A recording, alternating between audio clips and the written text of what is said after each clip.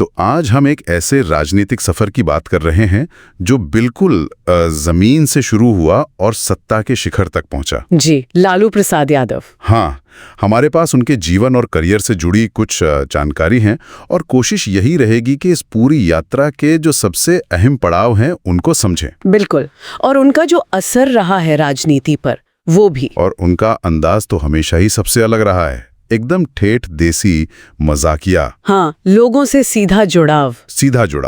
तो चलिए इस कहानी को जरा खोलते हैं। शुरुआत करते हैं 11 जून 1948, बिहार का गोपालगंज जिला फुलवरिया गांव। जी, एक साधारण किसान परिवार था।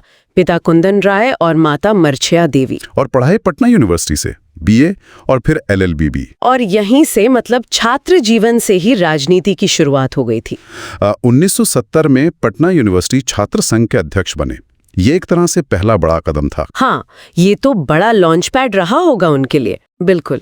फिर जेपी आंदोलन आया, इमरजेंसी लगी, उसमें जेल भी गए। इन सब चीजों ने उन्हें एक, आप कह सकते, राष्ट्रीय पहचान दे दी। अच्छा। और देखिए, सिर्फ 29 साल की उम्र में 1977 में छपरा से लोकसभा चुनाव जीत लिया। हाँ, ये काफी बड़ी बात थी उस वक्त। बहुत बड़ी। फिर विधायक बने और धीरे धीरे बिहार की राजनीति में अपनी जगह मजबूत करते गए। जी। और फिर आया 1990 का साल, जब वो पहली बार मुख्यमंत्री बने। हाँ, वो एक अहम मोड़ था। बहुत अहम। और वो दौर भी ऐसा था, मंडल कमीशन लागू हो रहा था। हाँ, आरक्षण वाला मामला। जी, ओबीसी आरक्षण।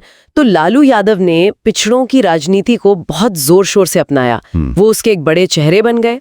और उसी दौरान वो आडवाणी की रथ यात्रा रोकने वाला वाकया भी हुआ था ना बिहार में। हाँ। बिल्कुल, उसको रोकना, ये उनकी जो धर्मनिरपेक्ष नेता वाली छवि है उसको बनाने में काफी मददगार माना जाता है। लेकिन फिर 1997 आते आते चीजें बदली।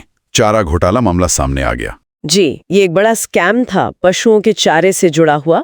काफी उथल पुथल मची। और इसी बीच उन्होंने जनता दल छोड़ा और अपनी पार्टी बनाई, राष्ट्रीय जनता दल, आरजेडी। हाँ, आरजेडी का गठन हुआ। और फिर वो जो हुआ वो तो शायद भारतीय राजनीति में अनोखा ही था। उन्होंने सीएम पद छोड़ा, लेकिन सत्ता नहीं छोड़ी। अपनी पत्नी राबड़ी देवी जी को मुख्यमंत्री बना दिया। बिल्कुल, ये एक बहुत ही मतलब चौंकाने वाला राजनीतिक दांव था। सही में। पर कहानी यहीं खत्म नहीं हुई।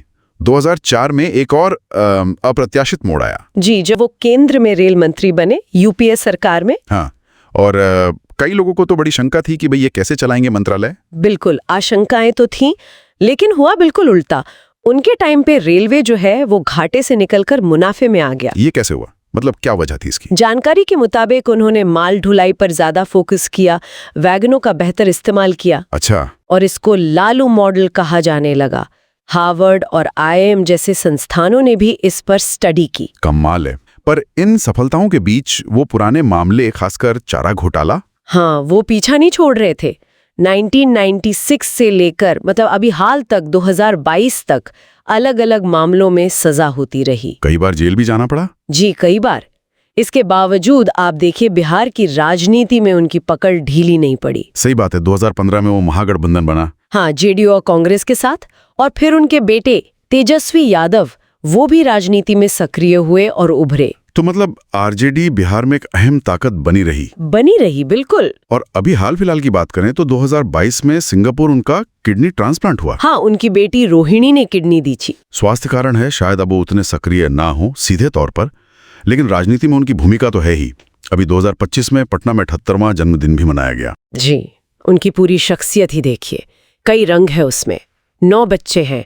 तेजस्वी और तेज प्रताप राजनीति में है। हाँ, उनका वो मजाकिया अंदाज, ठेठ बोली। बिल्कुल। और वो गरीबों का नेता, मंडल पुरुष वाली पहचान, ये सब चीजें उन्हें दूसरों से अलग करती हैं। तो अगर इस पूरे सफर को समेटें तो एक साधारण परिवार से शुरुआत, छात्र राजनीति से राष्ट्रीय स्तर पर पहचान बनाना, जी, सामाजिक न्याय का झंडा उठाना, सत्ता का वो अनोखा हस्तांतरण, हाँ, राबड़ी देवी वाला, फिर रेल मंत्री के तौर पर वो अप्रत्याशित सफलता, और इन सब के साथ घोटालों के साये में भी दशकों तक अपनी राजनीतिक प्रासंगिकता बनाए रखना। बिल्कुल, ये सब लालू यादव की कहानी के मतलब बहुत अहम हिस्से हैं। सही। यहाँ एक बात सोचने पर मजबूर करती है किसी नेता का जमीन से जुड़ाव, उसका करिश्मा और सामाजिक पहचान की राजनीति, हाँ। क्या ये चीजें उसे गंभीर विवादों और कानूनी मुश्किलों के बावजूद इतने लंबे समय तक प्रासंगिक बनाए रख सकती हैं? ये एक बड़ा सवाल है। बिल्कुल, ये सवाल उनके सफर को देखकर जहन में आता जरूर है।